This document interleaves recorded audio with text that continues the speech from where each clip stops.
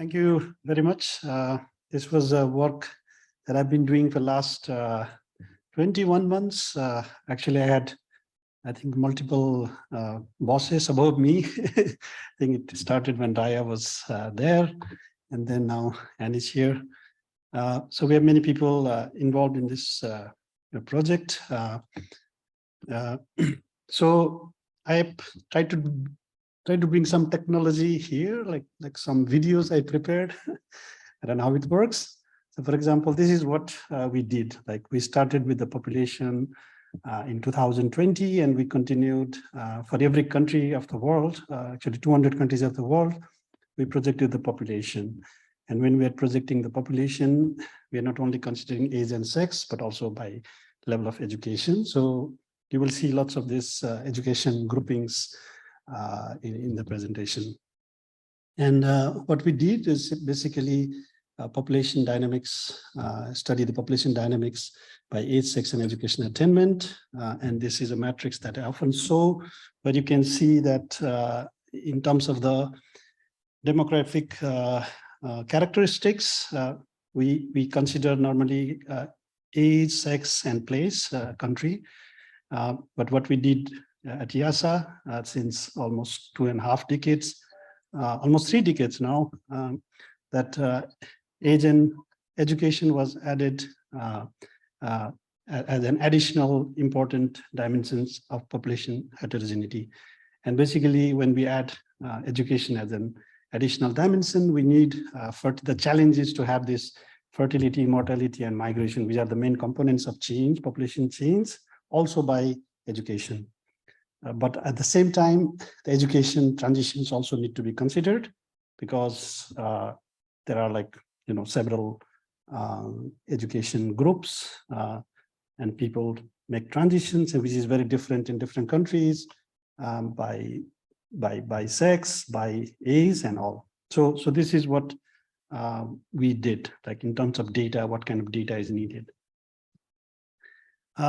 So this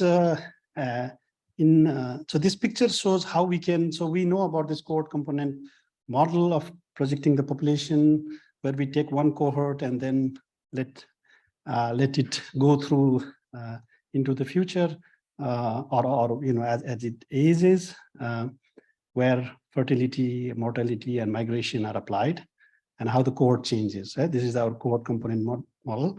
But adding education here, how can we do that? How can we follow that? So we can follow cohorts educational attainment, which often stays the same after some time, right? And this is a picture that I took it from our science paper that was in 2011, where we kind of put up kind of propose that education should be considered as the next, the third important sources of population heterogeneity. And for that, you need the interest, like whether education itself is an interesting or important dimension for others. And it should have a power to change or alter the future population dynamics. And then the methods and data should be that. So we put that together in this paper. And so this is a kind of a basis for what we then did next. So just a list of few work that we have done in the past. So we did the reconstruction, meaning having this adding the educational dimension to the population. We first did it for 1970 to 2000. We also projected then from 2000 to 2050.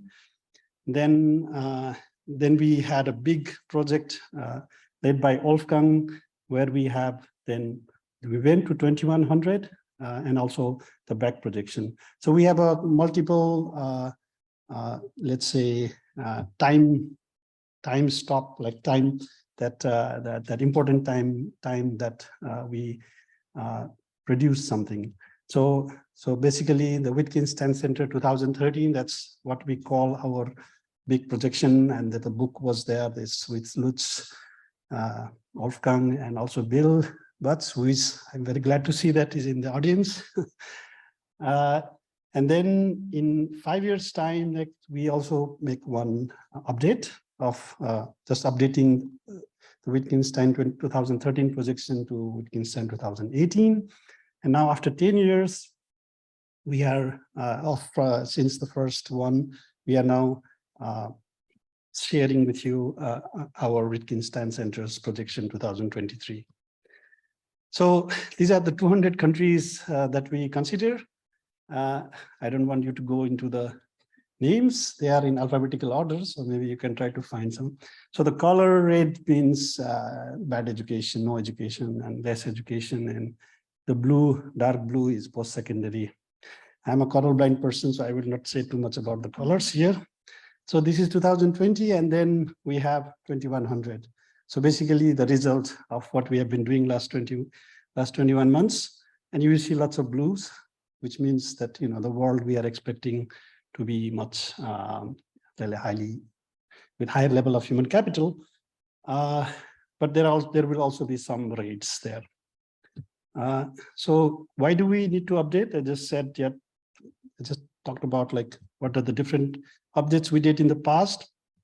So basically these 4 things or 5 things that we see that is changing: the initial population structure, what we were thinking, what we were projecting in 2013, you know, for 2020 or even 2023, it's already 10 years, whether there were some changes, and there could be many reasons for the changes, but also the fertility, mortality, migration, and education attainment transition. So this could be different. So if they are not different, if they are the same as we were thinking 10 years ago, then we don't need to update, right? But so I show you some pictures about how they are different. So this is the picture. I hope I can show nicely over here. So there are like 6 big regions, the UN regions. We just follow the UN regions, and this shows the population for 2000, right? That's okay. This 2020 is kind of, so this is 2020, okay? So this is population for, okay, population for 2020. So we had a ratio of population for 2020, what was reported in the WPP UN's World Population Prospect in 2022. So that is the reference. And then what we projected in 2013. And this ratio, if they fall on the line, this line, then we were exactly, you know, the same. But then anything that deviates from the line shows that the population is different. And then you can see that all these points which are above or below the lines, above the lines, they are larger. We were projecting it lower, so meaning that now the population is higher than what we were projecting. But there are also some cases where the population is lower. And so this is showing that the big differences that we see is in Africa, but some in Asia as well. And we can look at why that happened, right? So that is additional work that we can do. North America, somehow we were 2 countries, America and Canada. We were quite close. So, but there's also lots of the smaller island countries here in Oceania, and also in the Latin American Caribbean region. So this one is just zooming in, like instead of 1.75 as a, so I have some zooming, and then you can see additional countries. Yeah, you can pick countries and see that, you know, there are some countries like Qatar and yeah, having higher values, Syria having lower, you know. So you can, some of the countries we can easily understand why it's happening. Then we go to the life expectancy. So we were projecting the life expectancy for 2015-20 in 10 years ago, right? And so this is basically what we are projecting in the x-axis, what we are projecting for 2015-20, 10 years ago, and this is what the UN is reporting. So what you see is that there are lots of countries, which is a positive news, that the life expectancy has increased. Life expectancy at birth has increased than what we were expecting 10 years ago, which is a very positive news. But there are also lots of places where the expectation was not met. Yeah. And then you see the male and female. Female normally has higher level of life expectancy than males. but this is how it looks like. So what are those countries? Yeah, so you can see with this shape different continents. So, but we also, thanks to Mordos, we have also put this labels here. So you will see that most of those countries are in Africa, and Afghanistan is there as well, and we know the reason for that. But this is how it is. So basically the picture is showing that there is the difference in what we were expecting 10 years ago and what happened in the last 5 years. Then we have the total fertility rate. So this is the births per woman, similar design of the picture. 2013, our projection, and then the 2022 UN projection. And you see here also some differences. And again, the African countries, many African countries, the fertility didn't decline as we were expecting, right? So this means that some areas have, but there are also this area where you see that fertility actually declined much lower, and these are like, you can see these countries. So so again, we have put some names here. So there are names, and I have another graph where I will be zoomed in, and these are, I wanted to have this, I forgot to put that there. So this is South Korea and China, basically. Yeah, so we were South Korea and Singapore, I think Singapore. Yeah. Okay, so these are just showing that, you know, the fertility rate were also quite different. I mean, it's also same in many cases. And then we have the net migration. This figure looks a little weird. So this net migration is there not in the rates or rates, so it's in thousands. So it's actually how many people were net migrating, so which is you know, coming minus leaving. So how many people a country gained through migration. And there are lots of points here representing countries. And I just show all the data here. So this is the US having the largest amount of net migrants in the 5-year time duration. And then you also have Pakistan here that this is from the UN, right? So Pakistan, we saw a lot of negative net migration, and this could be because of the Syria, when this migration flows started. After Syrian war, there are lots of Afghani people living in Pakistan who started moving as well. So that is my explanation here, but we can go into details. The migration experts can answer this question, right? So otherwise, so this is the full picture. Also went into a little bit of zooming in. So you also see some countries up and down there. And I mean, I cannot answer each single country, but some countries I have some experience, so I can tell more. And then in terms of educational attainment, they could also be different. So what we were expecting, how the education would improve or, you know, progress in the future. We couldn't update all the countries.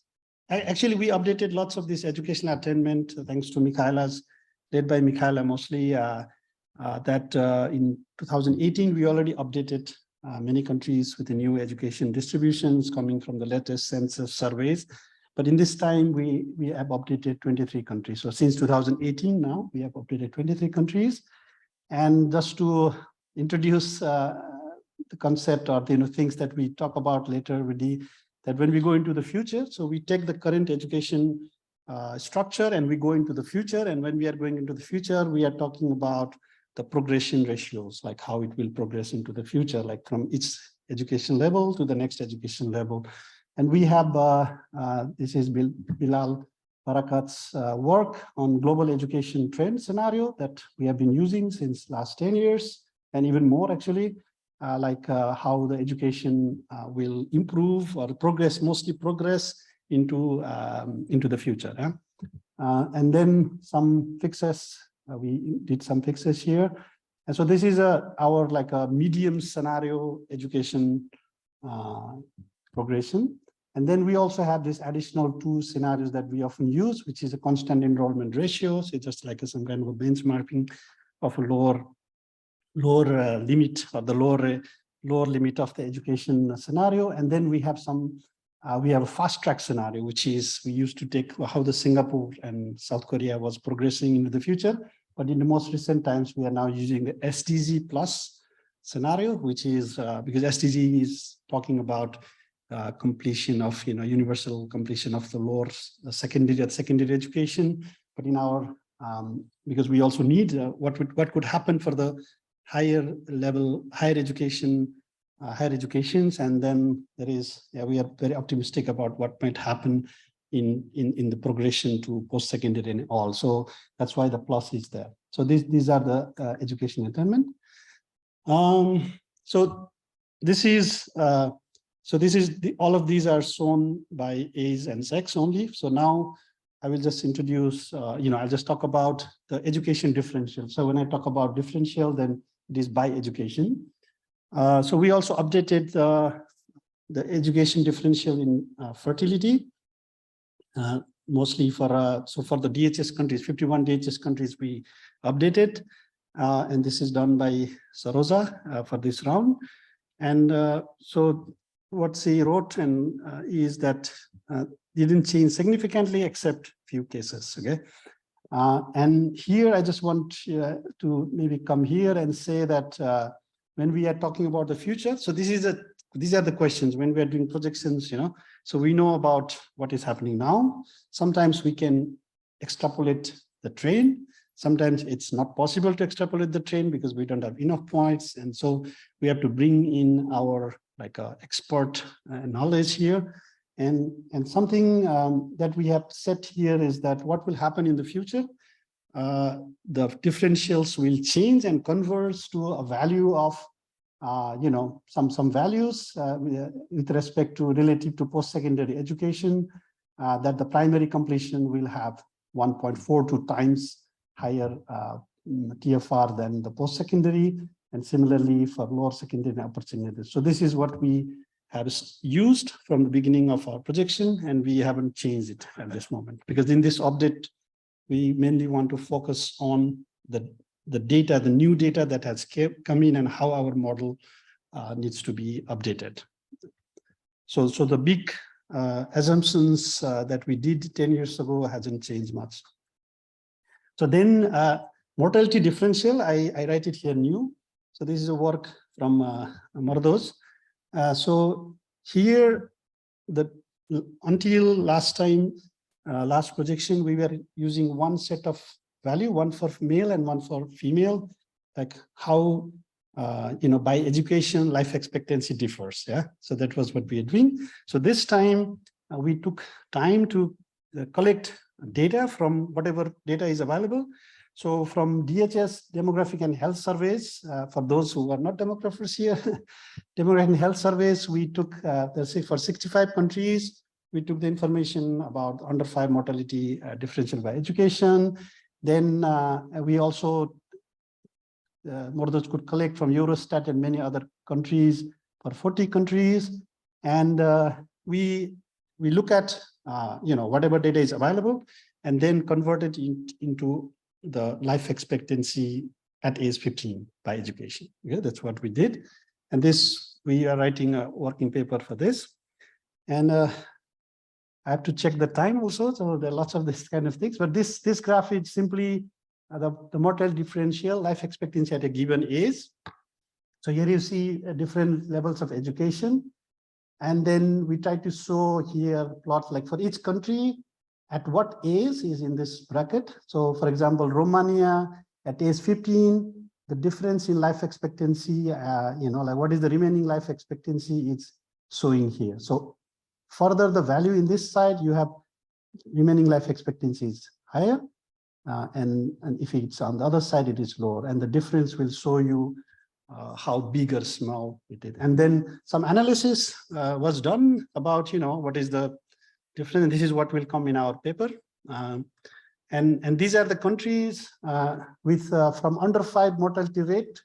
We extended it because there is no information, no other information about the differential at a higher level, higher ages. So we use under 5 mortality rates differential and extrapolated it into the life expectancy, life table, and then and gathered this life expectancy is 15.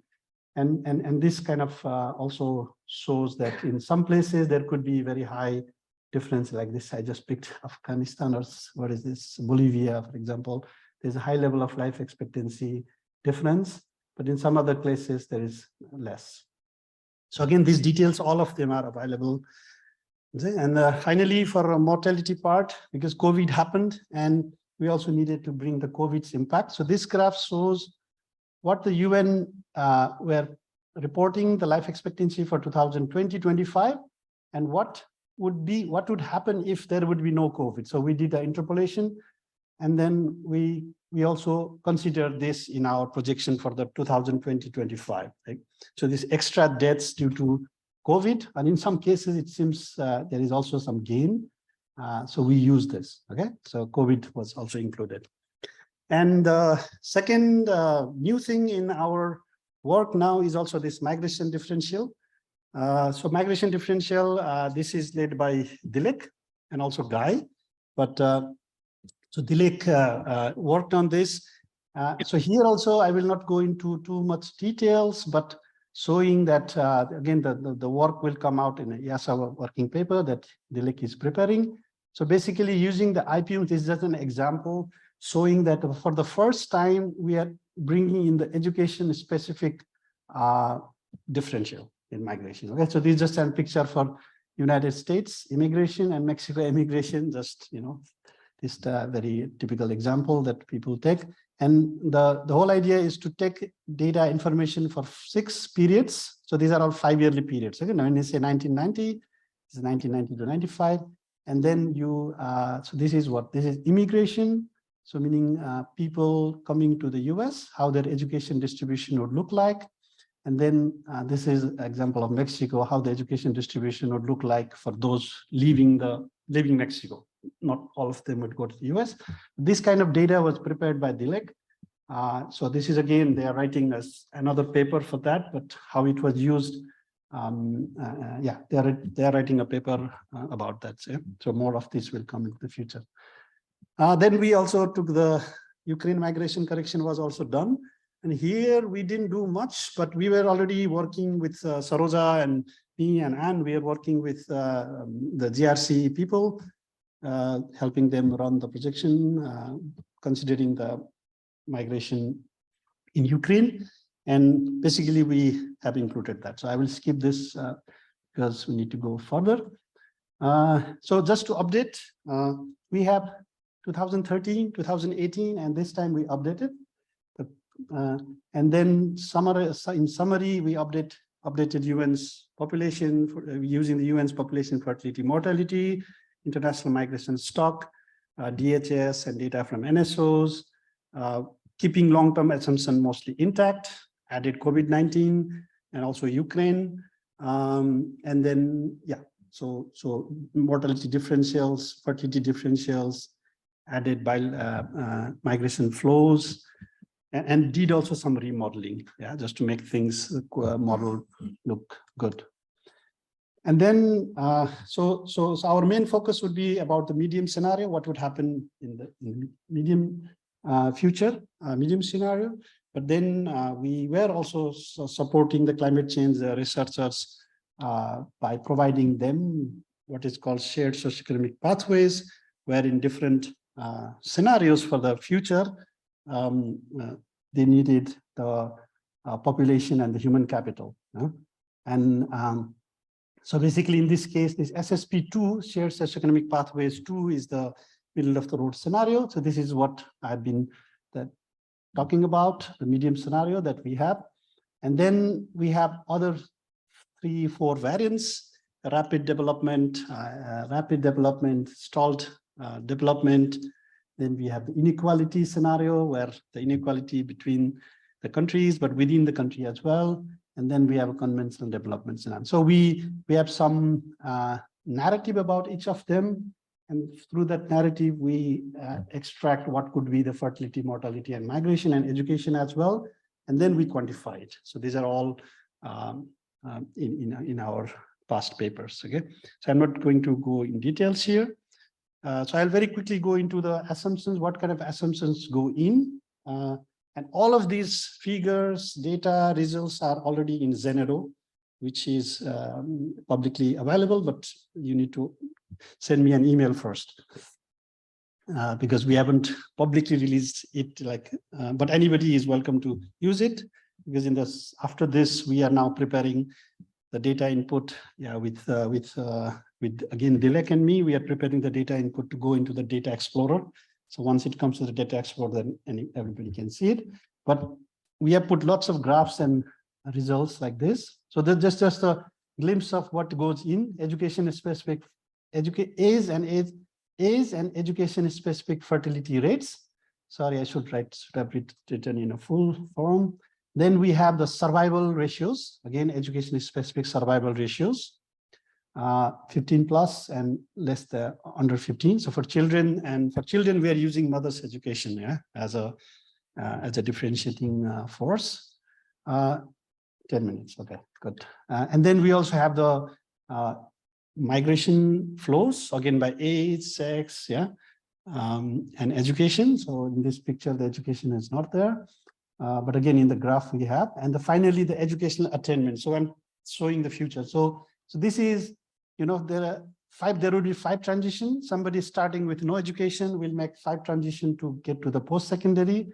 And how this is India's case, you have male-female difference as well, and how the transitions we expect in the future. So this is the global education trend scenarios applying to India. And you see that India is still the 15, 19 years old. So this is very code specific, but just saying that the India is still to get the complete education, or to send everybody to the school, at least in the age of 15, 19, and how it will go into the future, okay? And this one is the post-secondary, is the most difficult transitions. And this kind of assumptions were set for all of them. And then for SSPs has their own story. This is the constant enrollment scenario. So you see lots of things constant. And then in the fast track, it could be much faster. Otherwise, yeah. So these are the different scenarios. Okay, I go into the results. So in the results, what we have put here is all the famous projections around. So we have our SSP2 WIC 2013, which is this one. In 2018, we went up. I can already explain why. And then now we are much higher. Okay. So what the result is that the global population, with this update, we find the global population is increasing, will increase in the future. And then just for a comparison, this is the UN. Which one is the UN? This is the UN. Okay, so we are still lower than the UN. And then there are some other example. I mean, this is the US Census Bureau. So after this time, they don't have projection for the US. So I just put it there just for comparison. But there is the new player is this IHME. They're also projecting the population, and their projections seem to be very optimistic in the sense that if you think that lower population of the world is a better idea. And this is also, I add more of them. So this shaded graph is basically the UN's 95% confidence interval, like UN is, so this is how it is expected. So you can go into, we can create picture for each country, and, if you are interested in a particular country or regions. And this is another table, I put it here, like just showing like how the 7.8 billion world population will go to 9.8 billion, 9.88 billion. Now, how are the changes happening? Like the births, like 670,000 births during 2025, deaths, and the emigration. This should be the same, right, at the global level. I didn't discount for those who go to this space, yeah. So then they have the natural change, which is simply the difference between births and deaths. And when the natural change become negative, then we will start seeing the decline in the population. So natural change is births minus deaths, okay?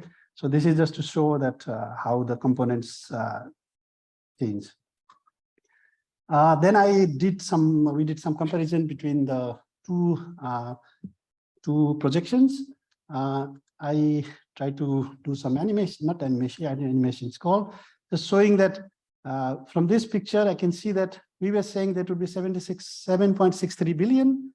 It is 7.8 billion, so base population is higher, but then most of those changes is coming from Africa. So basically, we have more people in Africa than we are expecting, mostly because of mortality that people were not dying as we were expecting, but also fertility was not so declining, not so faster as we were expecting.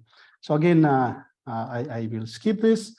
The details of that you might be interested in division, but what you see here is the births. Yeah, total births that's happening in different WIC 1 2013, 18, and this is our current projection, and this is just comparing that. We were expecting the births to decline in the world, but somehow because of some countries, and Pakistan comes to be there as a front runner, having more births, the fertility didn't decline. It's a big country. That the births will decline, but after some time. Okay, and then similarly, I have the deaths. The deaths picture is not so exciting, other than that we are kind of more optimistic about the life expectancy in the future. This is migration, so we can have a whole 1 hour talking about migration here. But you see that our assumption for migration has been like big changes in migration. So this is what we were assuming in our first one. No, this one was our first one. So we are expecting a lot of people moving around. So migration data is actually rates are based on the last 30 years average. Yeah. And so sometimes, and this time what we did was we deleted very extreme events. And then maybe that is the reason we are lower here. And this is from the UN, but this is a single year, so it's a bit difficult to compare. So this is because UN does the single year net migration, they report, and you cannot just add them into 5 years. So because, because people would come and within less than 5 years, they would leave, and that would not be counted if we are doing the 5-year projection. And this is the final comparison of the UN and ours. So the UN projection is this shaded one with the color, solid field, and our projection is the outlined one. So what we see is that between 10.13 billion of our population and the UN's 10.5 billion, the UN expects that the fertility will still be higher. So it could be because of the more people, or the fertility rates are expected to be higher in the UN. So there will be more younger people here. But since we are more optimistic about the future mortality, yeah, so we have more elderly population. So yeah, this is, and then some graphs about how the population would increase, what would be the level, how many people with different levels of education. So these graphs are very similar to what we had, except that the population is higher. This is for the world, and there are also for SSPs, and we have this SSP3 very kind of pessimistic future of the world. In that case, we would have very high level of population. I don't think this will happen, but it's a scenario run. And then, so I'm just showing that this kind of pictures you can see in our data, this scenario, and then you can look at each country and all. So I will then, this is my last video where just showing, I actually spent like 40 euros to buy a software. And this is what I could do.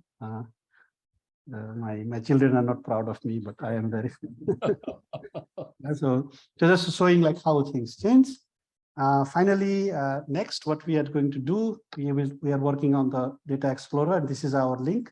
Now it is V2. We have V1, V2, and the V3 is coming soon. I shouldn't say almost, but I know, yeah, we're almost ready. And then we have back projection. There's also, we are working with Maria here. 3 technical IIASA working paper are coming, and we are open for collaboration. So anybody wants to work on the global model, I don't know, just, feedbacks or specific countries, we are open. So these are the concluding slide. So very quickly I go, so we did the update. While doing that, multidimensional population human capital model, I define it as a melting pot because I have to talk with many people, many demographers. They are providing the input. So I am like a cook. Yeah, I don't know how the dish is. And then I also think that this projection is outcome of scenarios. If the scenario is not good, then the projection is not good. So we need to focus on how we generate the scenarios. And then our attempt, but we can also, we shouldn't like shy at saying that our medium scenario is what we want to call our forecast. I know that with the experience, things can change. Yeah, so it's very dynamic because there could be lots of new forces coming that would impact what we were expecting. Example, climate change is the big thing now. Yeah, also the population heterogeneity is very important. So now we are taking education as the most important one. Already for few countries, there is no education doesn't matter, like for fertility, for example, in some cases. In Mediterranean countries, even for mortality, somehow the education doesn't matter, especially for females. It doesn't matter whether you are a PhD or no school person, there is none. But there could be new sources of population heterogeneity, and for each country, it could be different. There might be some global sources of population heterogeneity. Subnational is what is very important. So with some other work that we have been doing, we find that subnational heterogeneity can, if you consider the subnational heterogeneity, like in case of India, their future could be different. And finally, what I could say is that more country-specific analysis could feed into our global model, especially for China and India, like these big two countries. I think we need to do that. And all of this data is available in this site. Thank you very much.